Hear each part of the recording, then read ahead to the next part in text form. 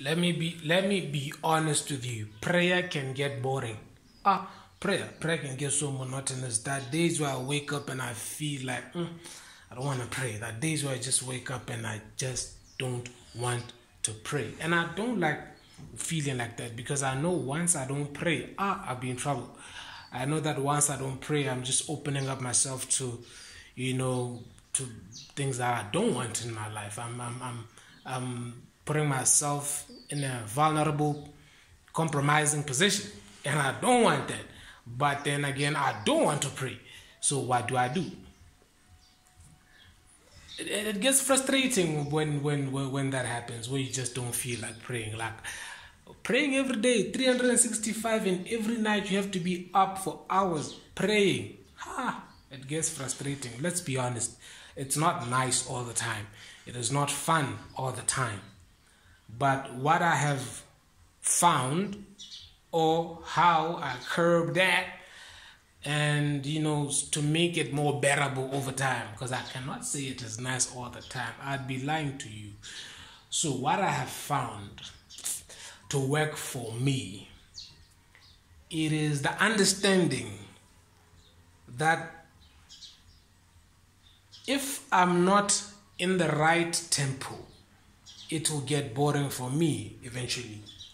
Because praying every night for hours, every day for hours, it feels religious. It can feel religious.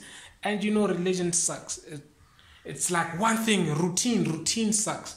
But the tempo of God is what I've gotten to learn, and it has helped me.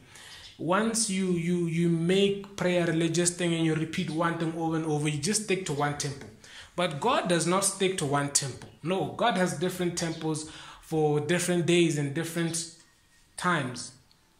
So if you're just sticking to one tempo and God is working at different tempos, it will get frustrating and it will feel sort of useless. You will not see the move of God in the way that you want to see it. You will not feel His presence in the way that you want to feel it. Because God can be moving at a slow tempo and you could be at a high tempo, because your routine is being high, like it is always being at a high tempo. It will get frustrating when God is not moving at that tempo on that particular day. And if you are of a low tempo and God is moving at a higher tempo, it will get frustrating because you are not seeing what you want. You're not hearing Him like how you want to hear God. This is the trick here. And this is the tip that I want to share with you. When Adam, he was in the Garden of Eden. The Garden of Eden means the presence of God. And he heard the voice of God walking. So we have to walk with the voice of God. Don't let the voice of God be way ahead of you. Don't be way behind the voice of God. Because you might want to hear God speak, but you are ahead of Him, like you are far. You won't hear God as you want to hear Him, and you won't see, prayer will become monotonous and you feel like you're all alone. And if you are far behind and God is far ahead of you, you're not walking with the voice, it will feel like you're not with God. You won't hear how you want to hear. And I've gotten to know this also in the prophetic. There are times where visions will come rapidly, many of them, and there are times where visions will come at a slower pulse. You have to move with the pace. It's all in the pace, I believe. It is all in the tempo of God. So it is also in the atmosphere. There are times where God will change the atmosphere. But if you have stuck to a routine, you'll stick to one atmosphere. When God does not work that way, when God has changed the atmosphere, change. When God has changed the tempo, change with the tempo. Move with the tempo of God. Because it gets boring when you're just doing one thing over and over again and you expect a different or a fire move of God or a powerful move of God all the time. And this is what it feels like. I can feel the presence of God much more when I'm at the right tempo. I realize sometimes the tempo that I'm in is not the tempo that God is moving in at that particular point in time. So yes, the tempo, that is the answer to my issue that I had. I wasn't moving at the right tempo with God. So what I want to highlight again is that there are times and there are seasons. If God has, introduced a different season in your life. And your position in prayer is one way, but that season requires you to be in one way.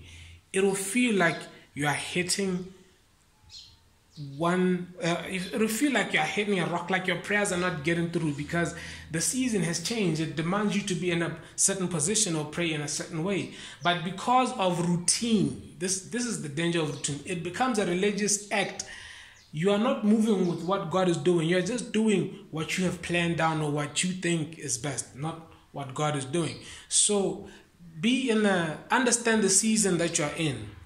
Make sure that you understand the times and the season that you are in. Whatever it is that you're going through, make sure that you understand it. Because you could be praying for one thing when God wants you to be praying for another, and your prayers will not get answered. You will get frustrated when that happens. When you are praying for one thing, but God wants you to do another thing because you do not understand the time and the season that you're in. There's a time for plowing seeds. And there's a time for harvesting. But if you want to harvest at a time of plowing, it will not work. The journey will get frustrating for you. And if you want to plant at a time of harvesting, it will also get frustrating. So whatever it is that we do, let's just make sure that we're moving with the Spirit of the Lord. This is my battery dying. I don't know how long it will last me. Anyways, bye-bye.